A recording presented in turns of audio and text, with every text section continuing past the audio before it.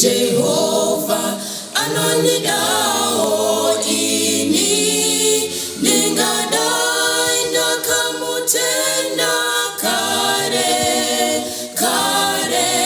zvino makore angu mazhinji akaperera musango pandaifamba ndichirambe nyasha dzaishe pandaifamba ndichingofamba ndichirambe nyasha dzaishe zvino makore angu mazhinji akaperera musango mandaifamba ndichirambe nyasha dzaishe.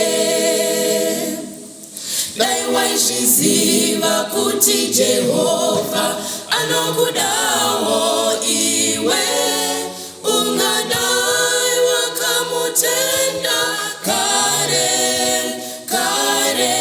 zvino makore ako mazhinji akaperera musango pawaifamba uchirambe nyasha dzaishe pawaifamba uchingofamba uchirambe nyasha dzaishe zvino makore ako mazhinji akaperera musango pawaifamba uchirambe nyasha dzaishe. Dai taizviziva kuti Jehovha anotidawo isu tingadai takamutenda kare